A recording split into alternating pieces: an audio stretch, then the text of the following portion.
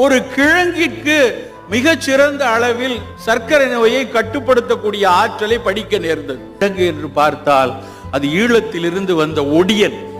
அந்த ஒடியன் மாவு பொதுவா தெரியும், ஒடியன் பனங்கிழங்கில் இருந்து எடுக்கக்கூடிய அந்த மாவு நாம் நம்முடைய மூத்த தலைமுறை தினசரி சாப்பிட்ட உணவு. அவர்களே கிழங்கு என்றாலே சர்க்கரை நோய்க்கு தூர தள்ளி விடுவார்கள்.